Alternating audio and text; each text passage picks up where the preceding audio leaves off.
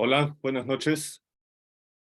¿Qué tal? Buenas noches. Agradecemos que hoy nos acompañen en esta sesión que nos acompaña el doctor José Iván Castillo Bejarano.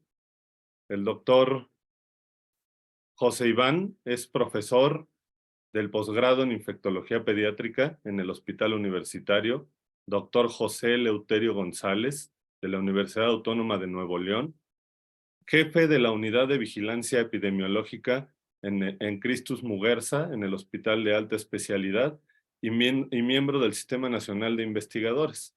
Además, es miembro y colaborador de la Asociación Mexicana de Vacunología y de la Asociación Mexicana de Infectología Pediátrica, y agradecemos que hoy nos acompañe y nos dé este tema tan importante que pues en los últimos años ha tenido mucha relevancia y además es una tecnología que está cambiando las vacunas y que puede cambiar muchas enfermedades en el futuro. El tema que vamos a ver hoy con el doctor José Iván Castillo Bejarano es la importancia de la prevención y la próxima generación de vacunas de ARN mensajero. Agradecemos mucho que nos impartas esta sesión, doctor José Iván, y te dejo a toda la audiencia. Muchas gracias y buenas noches a todos. Y por favor, cualquier duda nos la pueden poner en el chat del Facebook Live. Y si no la respondemos durante la sesión, las iremos respondiendo en, en donde nos hacen la pregunta. Muchas gracias. Doctor Iván, gracias por acompañarnos. Muchas gracias a ustedes por la invitación. Voy a proceder a compartir pantalla y listo. Pues gracias nuevamente por la invitación. Ya estamos listos para arrancar. Fíjense, es una plática concreta, pero amplia, donde tocamos todos los puntos de esta aparentemente nueva tecnología. Vamos a ver a lo largo de la presentación cómo no es algo que nació con la pandemia sino algo que ya venía creciendo desde hace algunos años y que la pandemia llevó a acelerar el proceso mediante el cual se instalaron vacunas con esta tecnología. Si bien es cierto, podrán recordar a lo mejor que en algún momento en la historia se inocularon virus vivos atenuados y seguramente generó un impacto generacional o a lo mejor algo de rechazo con esta situación, y esto está ocurriendo con el ARN mensajero, y vamos a ver a través de la presentación cómo se va llevando a cabo esta tecnología. Entonces, sin mayor preámbulo, dando inicio a la sesión, nos vamos a encontrar con el punto que nos trajo hacia esta situación en particular. Es decir, cómo caminamos de tener un virus de SARS-CoV-2 hasta la vacuna mRNA. A manera de introducción, nosotros sabemos ya que los coronavirus humanos es una situación que ya conocíamos, que es una virus que ya estaban con nosotros, de que habitualmente no suelen ser tan patógenos, es decir, que te ocasionan una enfermedad leve, como se ve con estas flechas que se indican con color naranja. Y había otros virus, propiamente ya no tan humanos, ya más de transmisión en animales, donde el host natural del coronavirus es un murciélago. Recordemos que todavía está pendiente el terminar la investigación del SARS-CoV-2, pero teníamos el antecedente del SARS y del MERS, del cual el intermediario es una civata y acá es un camello. Entonces, en esta situación en particular, ya teniendo este antecedente, cuando sale SARS-CoV-2, lo primero que se tiene que llevar a cabo es una secuenciación para ver en dónde está colocado el SARS-CoV-2. O sea, es un alfavirus, fuera un beta coronavirus, un gamma coronavirus o un delta coronavirus, para irlo situando, ir descifrando su genoma y ver la posibilidad de desarrollar una vacuna. Entonces, una vez que se hace la secuenciación, dicen, bueno, está dentro de los beta coronavirus, tiene una similitud muy particular de hasta un 80% con los virus del SARS, y se coloca en esta situación inicialmente como un virus beta coronavirus. Ya ahorita se quedó de forma definitiva que al hacer la codificación de las proteínas queda con un 88% de similitud con dos serotipos de SARS y 50% de similitud con MERS. Y esta secuenciación que ustedes ven arriba, era cuando incluso se conocía como 2019 ENCOP, Esta secuenciación es muy importante porque en este gen, que es el ORF, y la proteína Spike, alberga la información o la codificación que el ARN mensajero le va a llevar a nuestro organismo para el desarrollo de la respuesta inmune. Entonces, cuando se encuentra esta situación y dicen, bueno, ya tenemos esta similitud, ahora, ¿de dónde hacemos una vacuna? Que tenemos una proteína N que se encarga de la fusión y de poder tener este anclaje para desenvolver el virus. Tenemos la proteína Spike, de la cual finalmente se hizo la vacuna, pero tenemos que se divide en dos partes. Está el S1 y el S2. El S1 está compuesto todavía por estos dos componentes donde el RBD se encarga de la fusión de la célula y de la respuesta inmunogénica, o al menos se genera mejor respuesta inmunogénica con este segmento en particular. Entonces, S1 y S2 se dividen en componentes diferentes. Este, por ejemplo, es el péptido de fusión celular también. E incluso se hacen una disociación de la respuesta inmunológica que montan ya cuando está unido a la célula.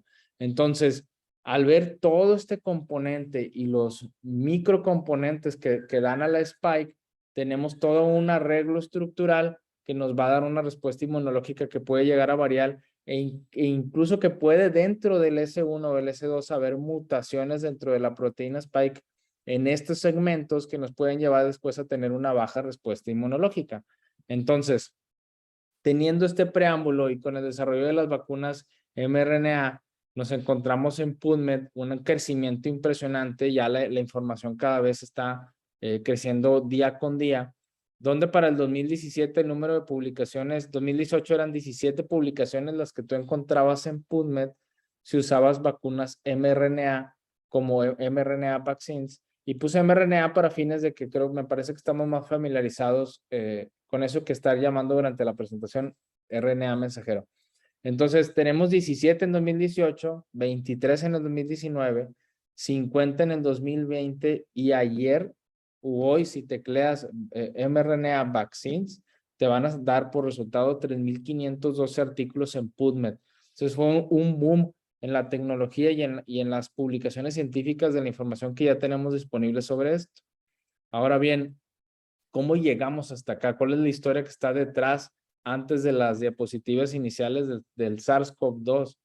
Y fíjense que desde 1995 que se descubrió que el mRNA daba una respuesta inmunológica humoral, ya venía trabajando con toda esta tecnología el ser humano hasta el desarrollo de lo que hoy conocemos como las vacunas contra SARS-CoV-2. Pero en el mismo año, en 1995, ya tuvimos la primera vacuna contra el cáncer hecha con tecnología mRNA. De hecho, 20 años después, en el 2010, bueno, poco más del 2000, de 20 años, en el 2017, tuvimos la primera prueba ya personalizada de una vacuna de mRNA contra el cáncer en seres humanos. E incluso en el 2010 hicimos una vacuna como seres humanos, refiriendo al término poblacional, hicimos una vacuna que se ponía intralesional contra el cáncer. Entonces, toda esta línea del tiempo fue tocando muchos temas de cáncer. Ustedes van a ver también la primera inyección con la vacuna en un ser humano en el 2009 contra cáncer también. Y en el 2012 figuran algunas enfermedades infecciosas como virus sincitial respiratorio e influenza en estudios preclínicos. Entonces tenemos desde el 95 trabajando con esto. Viene la pandemia y en la pandemia se inicia de inmediato fase 1 al encontrar una vacuna que pudo levantar una respuesta inmunológica y sostenerla y que además es segura. Y de esto nos llevó ya actualmente a tener más de 250 millones de personas vacunadas actualmente y ya tenemos incluso vacunas bivalentes. Hoy por hoy son las dos vacunas aprobadas de mRNA BNT 162b2 y mRNA 1273 las que tenemos aprobadas para su uso en seres humanos. Entonces, esto no nació con la pandemia, no es algo nuevo, no es algo que se esté inoculando, que no estaba descubierto antes. Tenemos más de 20 años trabajando en esa situación, en el contexto de mRNA, y vean toda la línea temporal de la tecnología que ha ido avanzando día con día.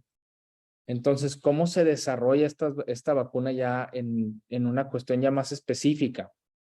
Estas son las partes críticas de una vacuna de mRNA. De entrada tenemos la cuestión o el segmento de 5,3, que es para la reacción, es como una reacción en cadena de la polimerasa para que ustedes puedan tropicalizar la información. Cuando tú te haces una PCR, trae un código que trae un 5,3, que busca material genético al cual unirse. Entonces, este segmento, el 5, es el que da inicio cuando entra a la célula y es el que se une a la célula para enseñarle lo que va a codificar. Entonces, este segmento en particular entra y se une y se ancla para iniciar con la transmisión del mensaje.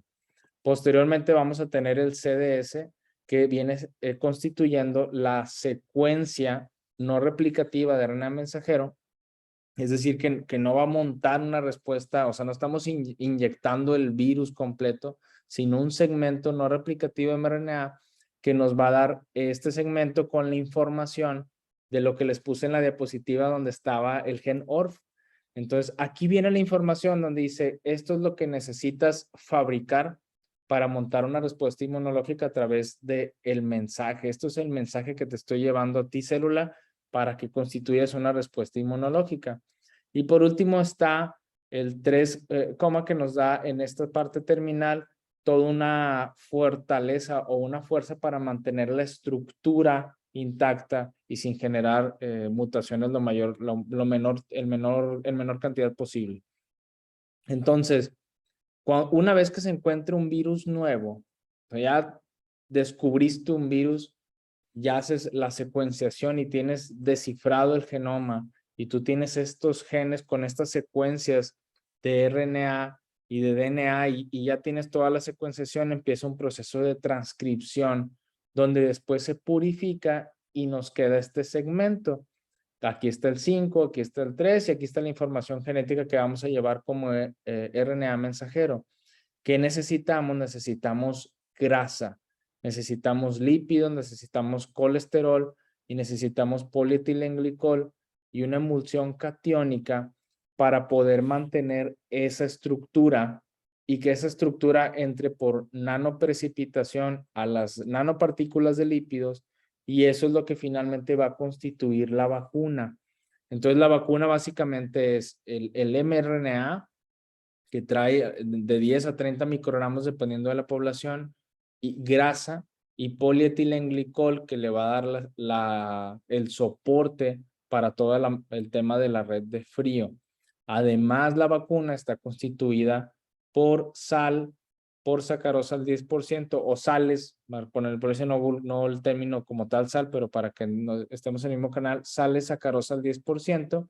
Y además las vacunas de los nanopartículas de lípidos tienen algunos componentes diferentes. Por ejemplo, el tema de BioNTech de Pfizer tiene este componente lipídico y el Moderna tiene este componente lipídico para mantener las estructuras.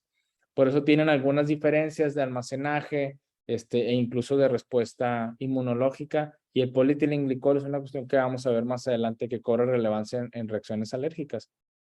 De manera que todo este proceso, desde que se ensambla, se introduce a las nanopartículas lipídicas, toma 10 días ese ciclo en que quede el proceso. Pero ya para que se comercialice todo el ciclo, se necesita un total de 40 días. Entonces son 10 días para generar la vacuna y 40 para terminar de comercializarla, por lo cual es un proceso bastante adecuado para que tengan una idea de cómo están en algunas otras situaciones. La vacuna de influenza saca las cepas que va a llevar de H1N1, HTCN2 o los linajes de B en febrero para que empiece su fabricación y 6 meses después las tengamos activas. E incluso por tecnología recombinante toma 12 semanas. Aquí toma 40 días el proceso de comercialización, por lo cual también nos da muchas ventajas para poder llevar esto a la población de manera más rápida. Entonces, ya tienes esta vacuna bien constituida y cómo va a inducir la inmunidad. Tienes la vacuna de RNA mensajero, aquí ustedes van a ver del lado izquierdo de la diapositiva, se constituye el endosoma, se abre la vacuna como tal y entrega el RNA mensajero al ribosoma. Esto con el fin de que se haga toda la transcripción y se genere el antígeno que tú pretendes realizar para que se haga una respuesta inmunológica. En este caso, de las vacunas RNA de RNA mensajero son la proteína Spike. Se genera este antígeno y se presenta para que se inicie la respuesta inmune celular y humoral y después generemos anticuerpos y memoria. Ahora bien, al mismo tiempo que se está generando todo esto, se está generando también una respuesta inflamatoria y por eso el tema de algunos efectos adversos que se generan como fiebre o que puede parecer que tienes la enfermedad. Entonces no tiene la capacidad de darte la enfermedad como tal, pero al hacer esta presentación de antígenos, te está dando una respuesta inflamatoria que puede desencadenar en algunos síntomas como fiebre, pero no propiamente como la enfermedad. Entonces ya al verlo en el microscopio o en esta fotografía que está todavía más profunda, vamos a ver cómo se hace la fusión mediante estos cationes y aniones que vienen en la partícula y que le permiten interactuar con la membrana para que entre este endosoma. Y estos cationes juegan una parte muy importante y los aniones para que una vez que se entre la célula empiece todo el proceso de transcripción. Ahora bien, esta inducción de la inmunidad, ya al momento de hacer el estímulo antigénico, va a producir respuestas TH2 y TH1 para hacer memorias a largo o anticuerpos con memoria a largo plazo. Va a producir la parte de TH2, te produce elevación de algunas interleucinas como tipo 2, tipo 5, factor de necrosis tumoral alfa, o interleucina 17 que participa mucho en el llamado de la quimiotaxis de neutrófilos. En la parte de TH1, a través de los CD8, se hace una diferenciación que puede producir una respuesta inmune celular. Ya esta respuesta tipo 2 hace una diferenciación de los CD4 para hacer una inducción en los linfocitos B y después ya generar anticuerpos que te den una respuesta inmunológica ante futuros eventos y que pueda persistir la memoria. De hecho, cuando tú te pones una segunda dosis o tienes una infección contra SARS-CoV-2, este estímulo antigénico va a despertar de forma inmediata toda la respuesta inmune celular y de memoria que habías activado con la primera dosis o con la primera infección también, de manera que las células B de memoria se activan rápido y ya tienes anticuerpos que te pueden prevenir una infección o que te pueden hacer cuadros más leves como tal.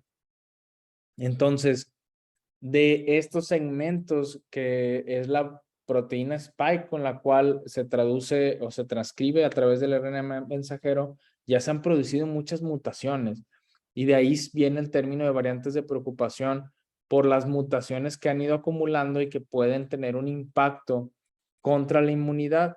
Ustedes van a ver en verde todas las mutaciones que le confieren al virus a través de las mutaciones de la proteína Spike que le confieren propiedades para poderte infectar de manera más rápida, más concreta. No necesariamente más grave, sino quiere decir que tiene escapes inmunológicos que te pueden hacer reinfecciones como tal, o que pueden propiciar que tengas un cuadro mucho más seguido o recurrente con respecto a variantes previas. Es decir, tenemos aquí la variante alfa, la variante beta, la variante gamma, delta y omicron. Y ustedes van a ver en verde las mutaciones que, aunque ocurrieron en el spike, puedes tener todavía algo de actividad con la vacuna y ya después brincan mutaciones más graves que sí pueden hacerte escapes inmunológicos como lo que ocurrió aquí con la variante alfa. Y todas estas mutaciones arriba, que no las vamos a decir una por una, son mutaciones que incluso la lista sigue más larga y siguen ocurriendo a través de todos los sublinajes que hemos visto de Omicron y que vamos a tener que darle seguimiento porque puede perpetuar o disminuir una respuesta inmunológica como lo vimos en las diapositivas previas. Por eso actualmente las vacunas bivalentes que traen variante Omicron son hoy por hoy ya el estándar de la vacunación, al menos por las recomendaciones de la CDC. Ahora bien, ¿Cuál es la efectividad de las vacunas del RNA mensajero?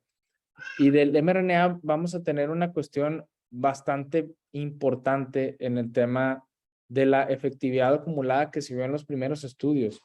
Esto es un estudio de los primeros que salió en el 2020. Fíjense cómo se utilizaron 21,720 pacientes vacunados contra 21,728 pacientes que recibieron placebo. Y de los pacientes vacunados solamente hubo 8 casos de COVID-19 comparado contra 162 casos en el placebo. De los efectos adversos fueron exactamente la prevalencia igual, placebo contra mRNA. Y ahorita vamos a ver unas diapositivas al respecto. Y ustedes pueden ver en esta curva de ROC cómo la parte de la vacuna es francamente superior al placebo en prevenir una infección. De manera que con la primera dosis se obtuvo una protección de 82%, con la primera dosis, pero aplicada y justo antes de que apliques la segunda, había disminuido un poco a 52.4%.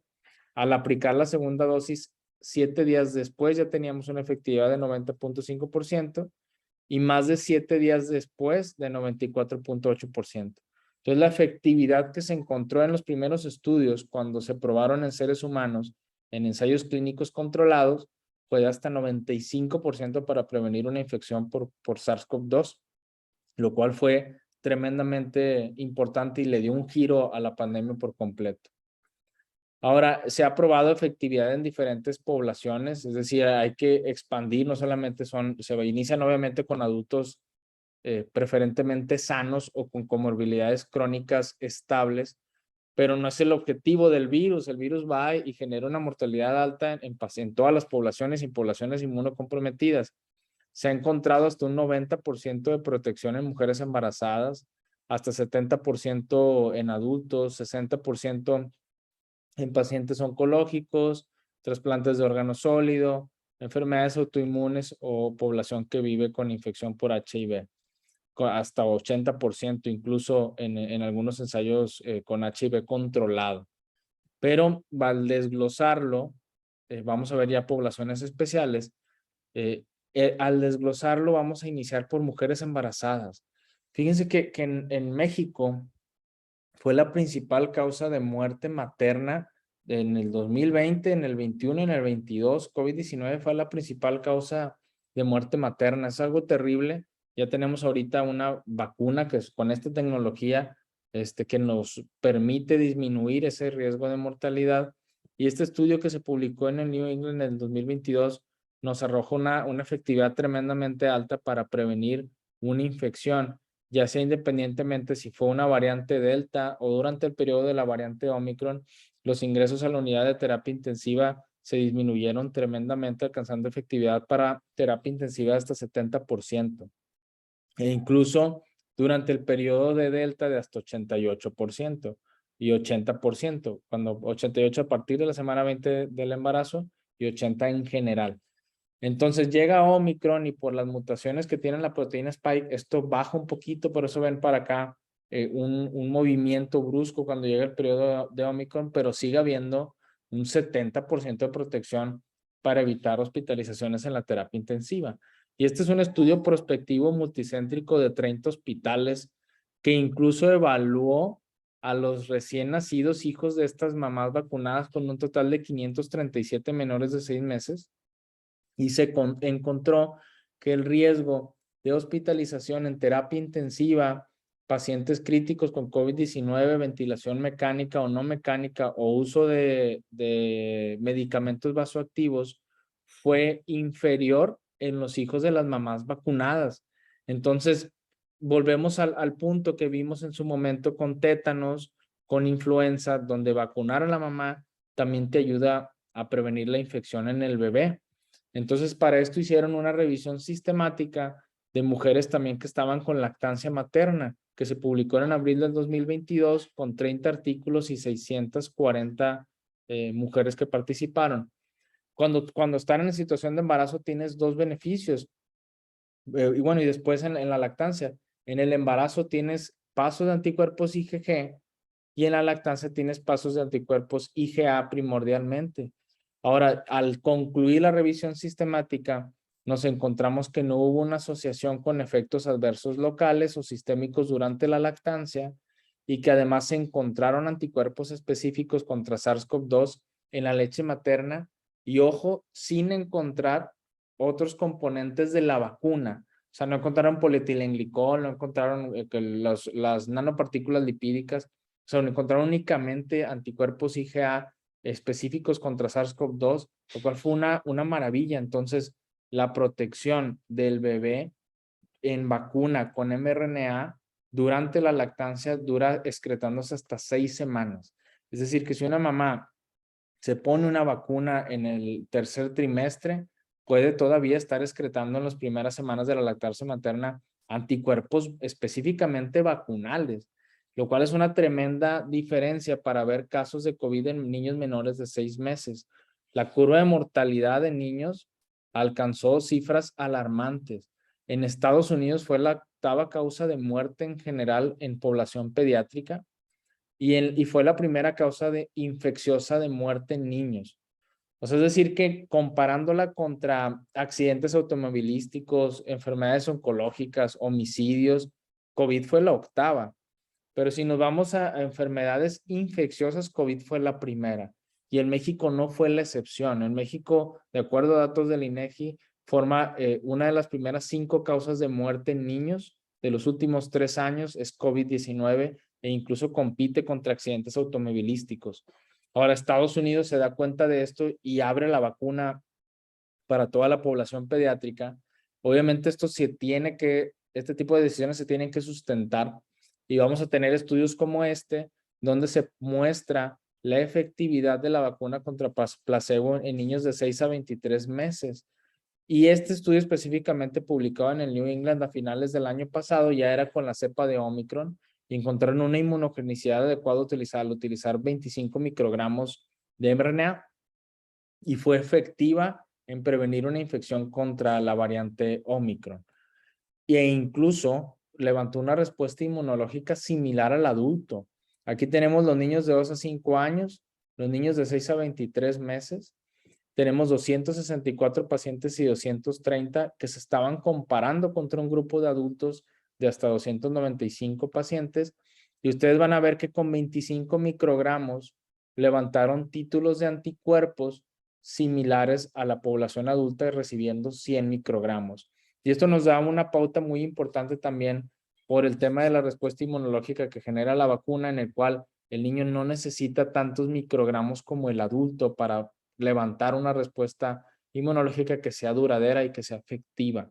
Entonces, en Estados Unidos está abierta la vacunación porque además han encontrado beneficios indirectos de otras patologías de SARS-CoV-2, como este estudio que nos muestra Clinical Infectious Diseases, que es una de las revistas más reconocidas a nivel mundial, donde la vacuna con mRNA se demostró que hay una disminución del riesgo de desarrollar síndrome inflamatorio multisistémico asociado a COVID, o el PIMS, como le llamamos nosotros, o MISC para la literatura americana.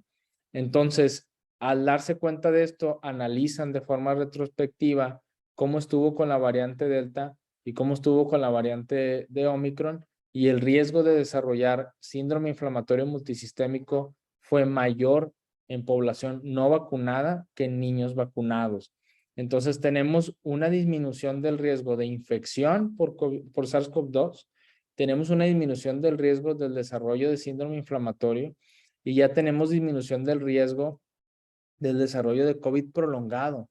Entonces, los beneficios que estamos viendo preventivos del desarrollo de todos estos cuadros o estas patologías asociadas, incluso de manera indirecta, arrojan una respuesta, efectividad a nivel poblacional muy alta y un beneficio directo. En adultos mayores, que son la población que más sufrió durante la pandemia, se hizo un estudio de una cohorte nacional que se hizo en Noruega con 420,771 pacientes con controles de pacientes no vacunados. Hizo un estudio comparativo de distribución 1 a 1 y compararon la mortalidad en los primeros 21 días post vacunación.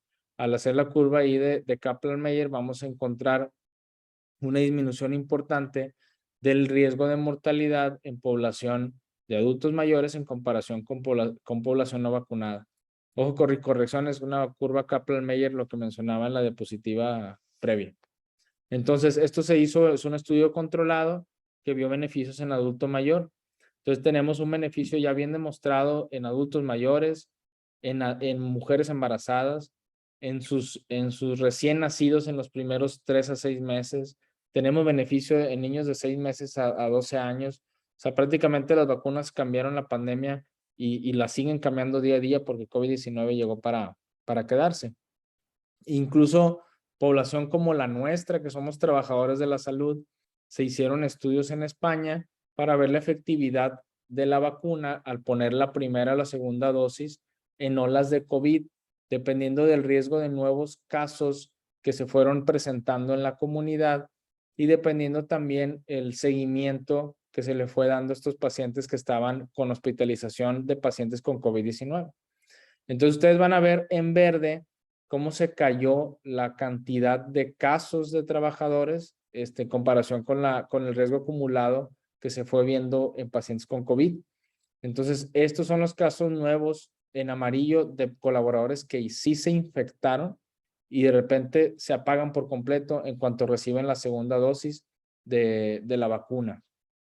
Nosotros vamos a tener que estar manteniendo, todavía no está muy claro hacia dónde va a caminar toda esta situación a largo plazo, seguramente con una vacunación anual, pero para trabajadores de la salud que estamos en un contacto directo con la patología, va a ser muy importante darle seguimiento al tema de los refuerzos.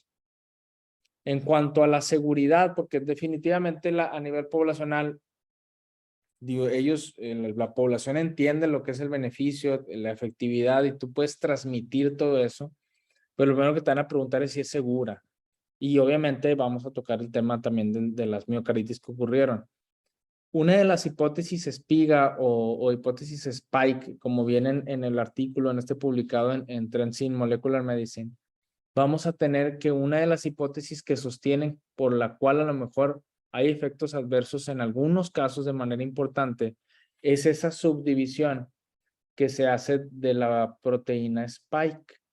Como les comentaba al principio, se divide en S1 y un segmento S2 y comenta esta hipótesis que al entrar en contacto con nuestro organismo hay fragmentos del S1 o del S2 que navegan por la circulación y que se estancan o se anichan en los tejidos, particularmente en el tema vascular, y que estos fragmentos de péptidos y fragmentos de S1 al estar anidados ahí y levantar una respuesta inmunológica inflamatoria, nos puede abrir el paso a reacciones adversas serias, como fue el caso de los casos de miocarditis que vimos asociados a la vacuna. Ahora, sin embargo, el tema de efectos adversos en el grueso de todas las aplicaciones no deja de ser una cuestión local. En este estudio publicado en el New England tenemos 21 pacientes vacunados, de los cuales 8 desarrollaron COVID-19 y los efectos adversos de leve, moderado, severo de los grados 4 no superaron el placebo, o sea, fueron francamente igual. Desde cuadros leves como dolor en el sitio de aplicación, enrojecimiento, edema, que es lo que conocemos de todas las vacunas, y esto para población de 16 a 55 años. Tuvimos en la dosis 2 prevalencias similares de estos eventos adversos. Tuvimos mayores de 55 años también una proporción muy similar. Si se fijan, eventos de grado 4 prácticamente no tenemos. Y al ver la cuestión sistémica, donde ya hay fiebre, donde hay escalofríos, donde hay vómito, tenemos una proporción muy similar contra placebo y con unos efectos adversos en su mayoría después de dosis 2 en mayores de 55 años, bastante similar. Lo único que incrementó mucho y sí fue muy franco es el tema del uso de antipiréticos. Y eso en el hospital del cual llevo la unidad de vigilancia epidemiológica, tuvimos una cobertura de 98%. Es decir, no es una plantilla de alrededor de 1,500 trabajadores y más de 1,400 se vacunaron. Y el uso de antipiréticos fue muy común como profiláctico. Es decir, me voy a ir a vacunar, me voy a tomar un paracetamol. Entonces puede haber un sesgo importante aquí en esta situación. De las reacciones alérgicas a la vacuna, el polietilenglicol que les mencionaba como componente primordial para mantener la estructura, Este es un componente que viene en fármacos intramusculares e intravenosos. E incluso el polietilenglicol viene en el Contumax. Entonces, el polietilenglicol, si el paciente está sensibilizado previamente y tiene anticuerpos IgG o IgE contra polietilenglicol, puede levantar una respuesta alérgica. Y el lípido neutral o los lípidos, el colesterol, pueden hacer una activación del complemento, pero es una situación más rara. En este estudio que se hizo con 80 trabajadores de la salud que tuvieron reacciones alérgicas, 70 sí se vacunaron y solamente el 24% tuvo una reacción, 52 no tuvieron nada y de los 24 que tuvieron una reacción no fue anafiláctica.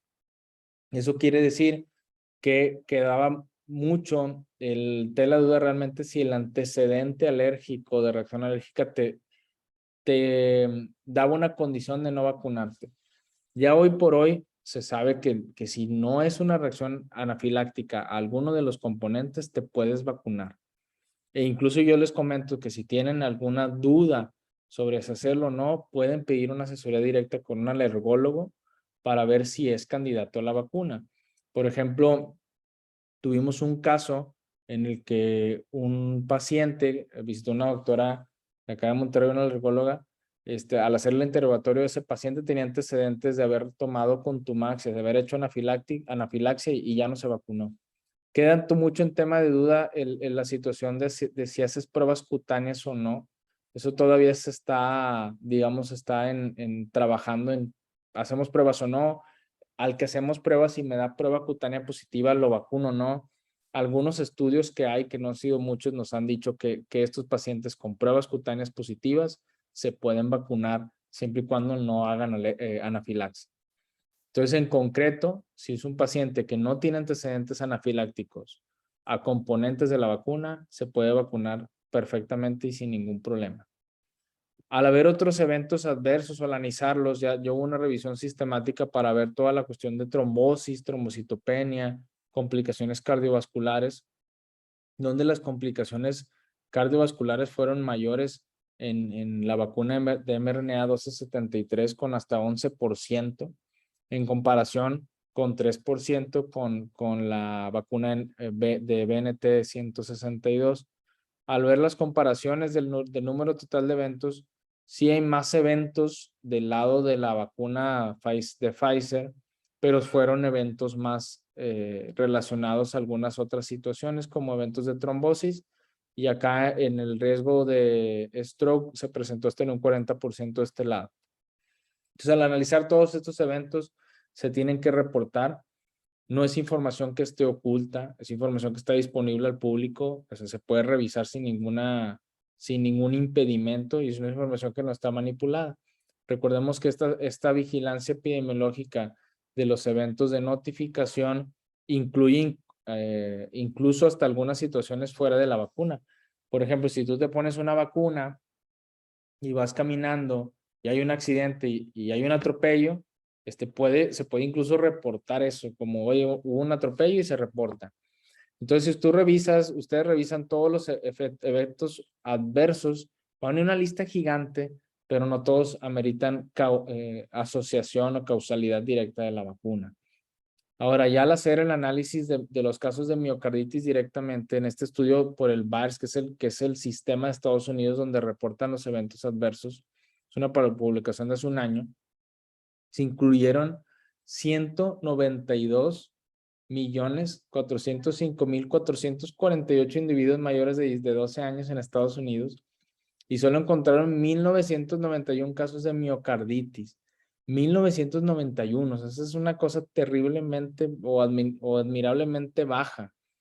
Si el cuadro clínico de estos adolescentes fue que el 89% tuvo dolor torácico, 29.6% disnea, 8% palpitaciones, y de los hallazgos tuvimos elevación de troponinas en casi el 100% de los casos, con un 70% de cambios en el electrocardiograma, y solo el 11% tuvo una disminución del FEBI. Ahora, ojo, que estos casos, su tratamiento fue AINES en el 87%, esteroides 12%, anticoagulantes 11.7%, inmunoglobulina en el 11.5%, y antiarrítmicos en el 2.7.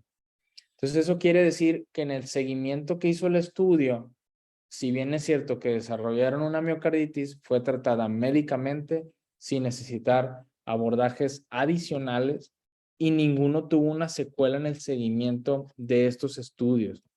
En cambio, al ver una situación de la enfermedad, vamos a ver situaciones muy diferentes donde sí hay secuelas o sí van a requerir ablaciones, por ejemplo, de algunas situaciones como las arritmias. ¿Cuándo fue más frecuente la miocarditis? Generalmente es posterior a la segunda dosis, masculinos de 16, 17 años, donde alcanzan 105 casos por cada millón de dosis aplicadas. Es decir, que en adolescentes, francamente, tenemos aquí, como vemos en la diapositiva, una curva bastante notoria que después de la segunda dosis, entre 2 y 4 semanas después, se presentan estos casos. Es decir, que estemos alertas únicamente que si vacunas a alguien de este segmento poblacional, que son pacientes que están vacunados con 30 microgramos como los adultos, en menores de 11 años ya es con 10. Entonces, eso también es una parte importante. Estén alertas si en ese periodo de tiempo de 2 a 4 semanas después empiezan con dolor torácico. Se refieren a cardio, se hacen estudios de troponinas, electrocardiograma y van a encontrar, si lo encuentran una miocarditis, es una miocarditis que va a resolver sin secuelas en prácticamente todos los casos. No es así cuando lo comparas contra la enfermedad.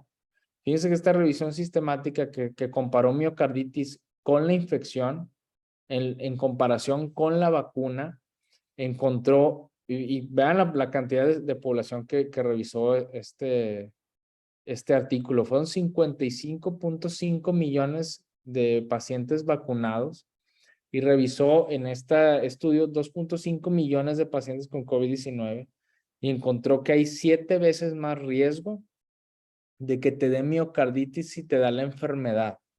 Entonces, sí hay un riesgo inherente o hay un riesgo que va a haber si te pones la vacuna y haces una miocarditis, pero va a ser de 1 a 2 casos por cada millón de dosis y va a ser 7 veces más alto si dejas que te dé la enfermedad y va a ser más grave si te da la enfermedad. Entonces, definitivamente no es una cuestión que supere el beneficio de la vacuna. En cuanto ya a los esquemas actuales que están recomendados, este es el último esquema que nos comparte la CDC. La CDC nos dice que niños de 6 meses a 5 años ya todas son vacunas bivalentes, ya la otra vacuna está descontinuada. Se ponen 2 dosis, te pones la primera dosis y 4 a 8 semanas después de la primera te pones el refuerzo, llamémoslo así.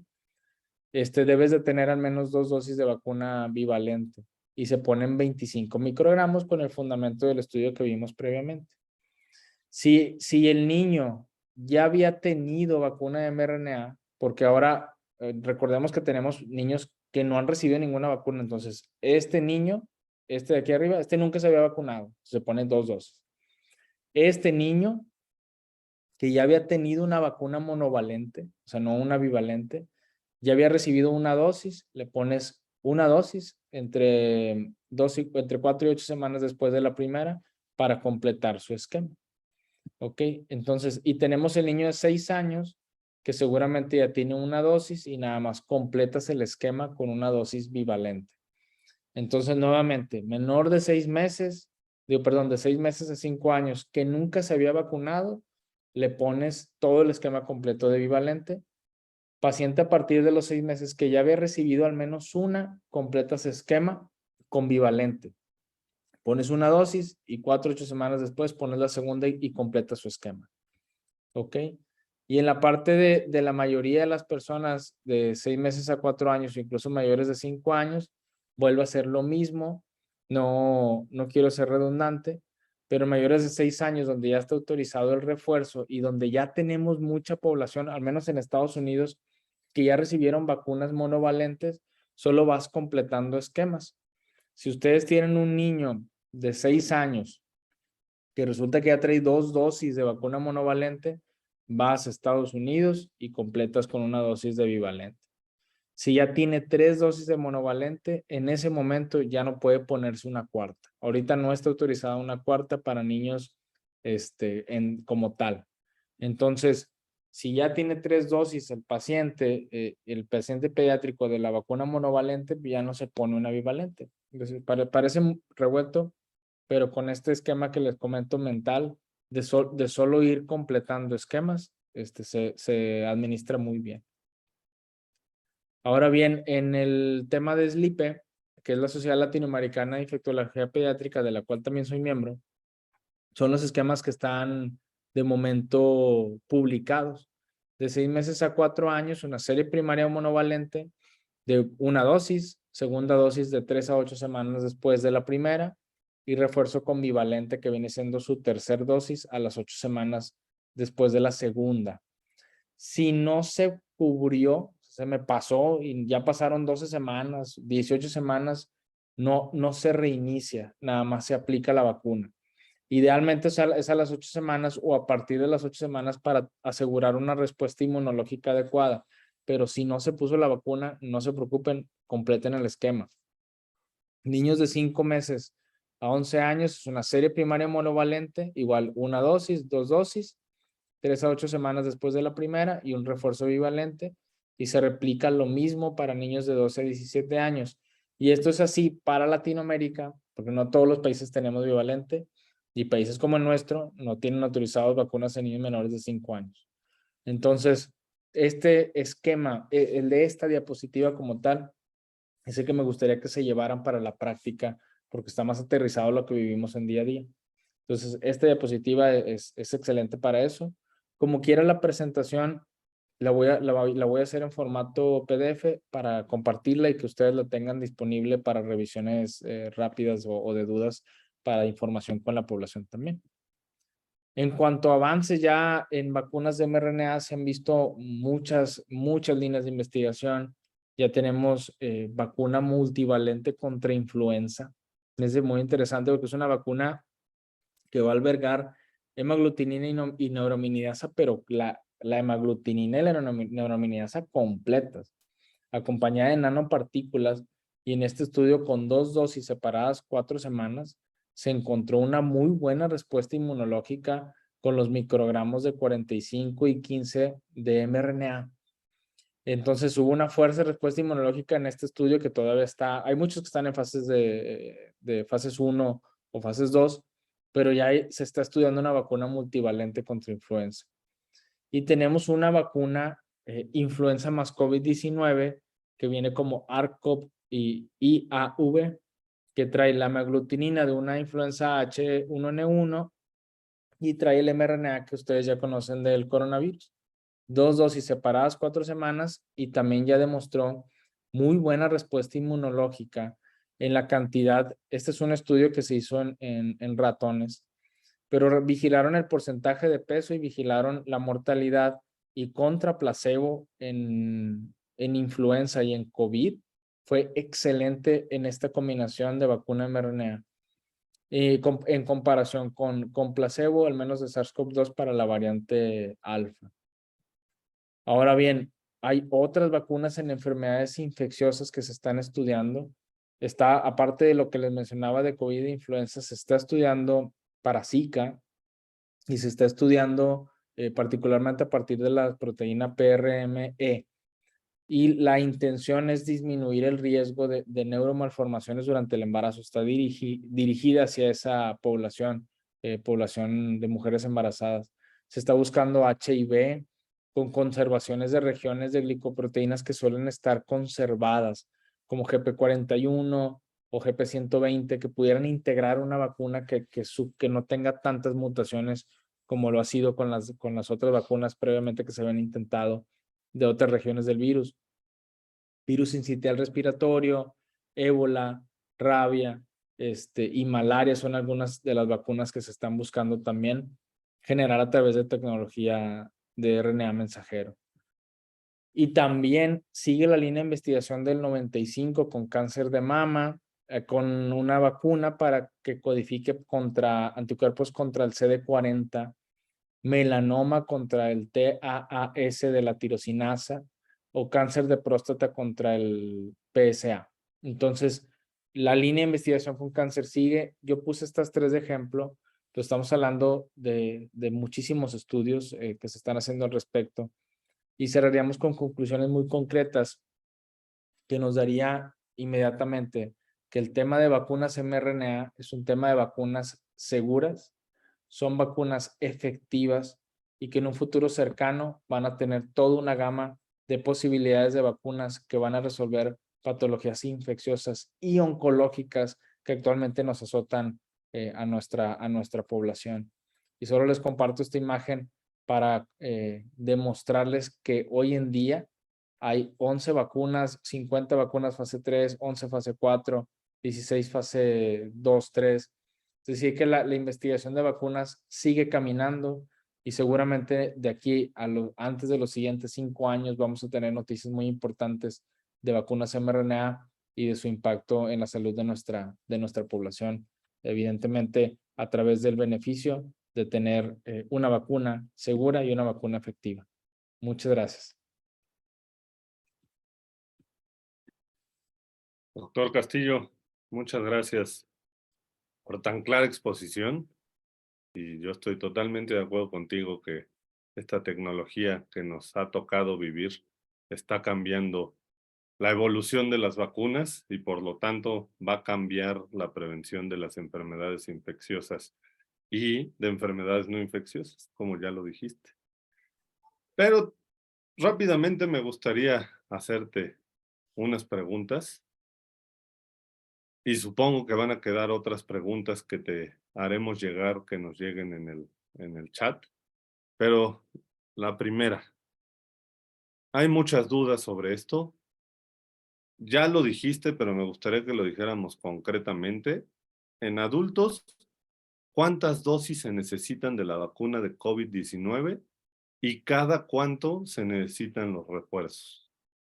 Sí, comentaba en la presentación, va a seguir caminando la información. O sea, hoy por hoy está en Estados Unidos, que es, digamos, que el que está llevando el pionero de esta situación de las vacunas mRNA. Y ahí en Estados Unidos, para adultos, ya van en una cuarta dosis de vacuna con refuerzo de mRNA. No se sabe todavía hacia dónde va a caminar. Es decir, yo soy un adulto inmunocomprometido y ya tengo 4 dosis y ya pasaron 6 meses de mi última. Me pongo quinta o no, me voy a estar poniendo cada año. Eso todavía está en veremos.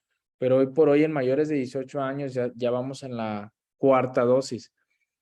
A mí me gustaría agregar, a mí en lo personal, no me gusta tanto llamarle tercera dosis, cuarta dosis. Creo que eso genera como un sentimiento como de que hacia dónde vamos, necesitamos quinta o sexta. A algunos pacientes yo les he dicho que llevo 35 dosis de vacuna de influenza, porque se ponen todos los años, y que lo vayan viendo así, que eventualmente lo más seguro es que vamos a estar cada 6 meses o cada año poniéndonos un refuerzo como lo es con influenza, y que el siguiente paso, por lo que vimos en la presentación, seguramente va a ser esa combinación de COVID-19 e influenza en una sola vacuna. Y hay otra, no, hay muchas líneas de investigación, pero otra de COVID-19 sin sitial respiratorio e influenza en una sola vacuna. Entonces, de manera concreta, vamos en la cuarta a partir de los 18 años y seguramente va a ser un tema anual, pero ya esperemos anuncios pronto. Gracias, doctor. Y siguiendo por esa línea, también en niños. Aquí hay dos preguntas de niños.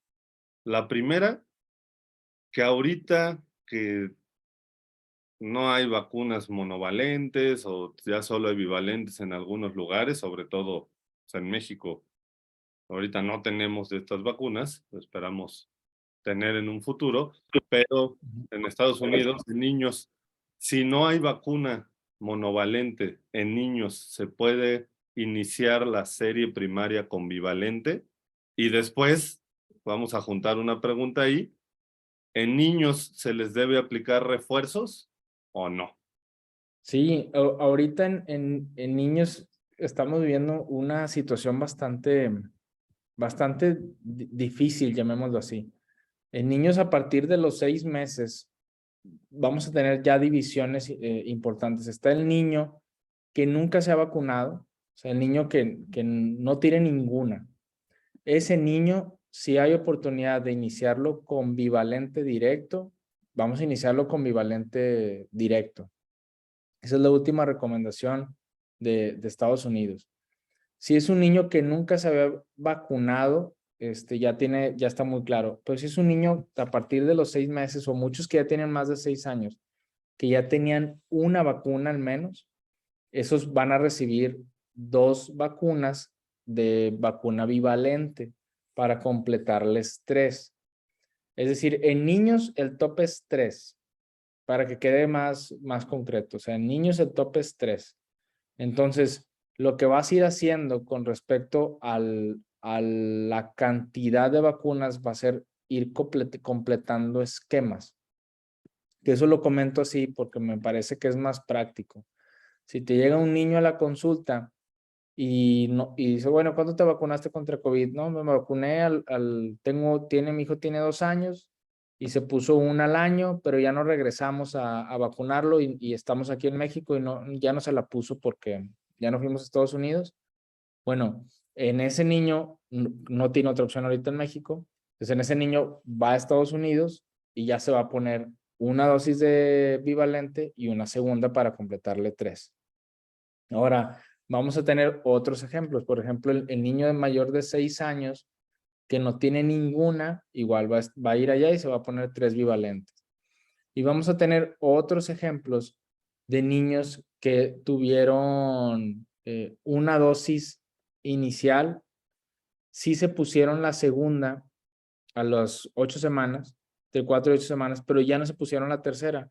Tenga la edad que tenga, igual, aunque suene redundante, pero es para que esté más concreto, esos niños nada más completes el esquema. Entonces, completes el esquema y le pones una bivalente. Y con eso tienes el refuerzo, es decir, el catch-up, llamémoslo así, para vacunas de COVID-19. Esto, a partir de hace 2 meses, se hizo menos complejo para Estados Unidos, porque ya solo hay bivalentes. Entonces, de aquí a los siguientes 12 meses, solamente vamos a estar completando esquemas con bivalentes o iniciándolos con bivalente para población pediátrica. Excelente, doctor. Las 2 últimas preguntas rápido. Una que es muy común y por lo menos yo la he escuchado mucho y yo supongo que tú también y muchos de los que nos escuchen. ¿Hay estudios sobre efectos adversos a largo plazo? Al menos hay que ponerlo en el contexto de la definición de largo plazo. Hoy por hoy ya tenemos todo un estudio o estudios de cohorte de población que se vacunó con las primeras dosis de vacuna monovalente y digamos los más serios, que es el fin de la pregunta, los de miocarditis, son pacientes que ya hasta se dieron de alta. Es decir, que los que generaron una miocarditis vacunal, ya se acabó el tema. O sea, si es una vacuna, un evento adverso serio, es el evento adverso serio más común. Se generó esta situación, se trató con AINES, con esteroide, con inmunoglobulina y se curó. Entonces, el seguimiento sigue y el seguimiento sigue para todas las vacunas, sarampión, tétanos, etcétera. Todas las vacunas siguen con un estudio de post-comercialización, donde en cuanto se detecte un evento adverso serio, se estudia y si es lo suficientemente importante, puede incluso hasta quitarse la vacuna, como lo que ocurre con algunos medicamentos. Entonces, de manera que hoy los que más vacunas tienen, que son los adultos mayores que ya tienen 4 y que algunos ya con más de 6 años, de 6 meses de antigüedad ya van para una dosis de refuerzo, esa población que ya se vacunó hace más de un año, ya los estudios post comercialización te dan un perfil de seguridad muy alto con factores, incluso en población con factores de riesgo. Y de los que ya hicieron eventos adversos serios, ya resolvieron esas situaciones. Entonces, de aquí a los siguientes 5, 10, 15 años van a seguir en estudios post-comercialización los reportes de los eventos adversos serios. Entonces, tengan la confianza de que no se deja de estudiar. Todos los medicamentos y todas las vacunas durante todo el tiempo que se estén vendiendo o que se estén administrando, se están estudiando y se están reportando sus eventos adversos serios. Entonces, si no hay alguna duda si hay alguna duda sobre lo que puede ocasionar, pueden igual dejar aquí en algún comentario o les compartimos a través de la página de la Asociación Mexicana de Vacunología las actualizaciones y la información de todo lo relacionado a la seguridad de la vacuna.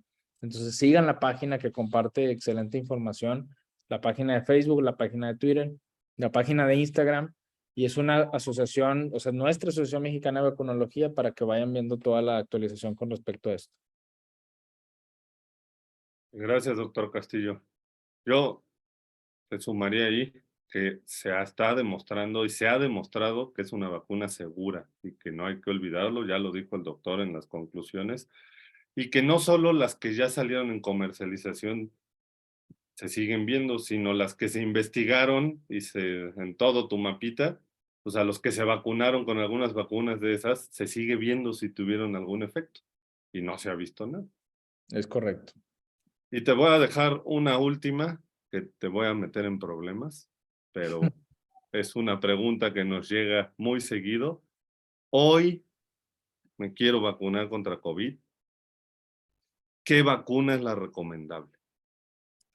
Fíjate que esa es una excelente pregunta. Pasa lo mismo con influenza. Yo cuando preguntan ese tipo de situaciones, yo les digo que es la que esté disponible. Esa siempre es la primera recomendación que da la Organización Mundial de la Salud, tropicalizando lo que viene de influenza. O sea, en influenza tenemos trivalente y tetravalente.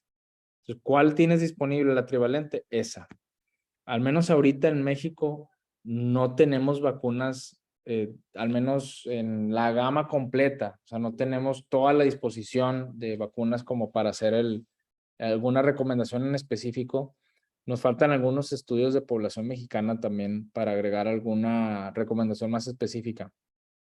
Yo, en lo personal, o sea, todas las que tengo yo y las que tiene mi familia son mRNA. Es decir, mi esposa y yo tenemos vacunas mRNA, nos quedamos en la cuarta dosis, probablemente ya nos toca próximo el refuerzo, seguimos viendo casos de COVID-19.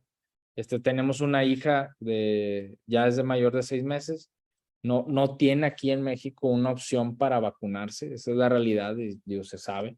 Entonces, ella va a recibir también una vacuna mRNA, ya tenemos el permiso para la visa y va a recibir una vacuna mRNA.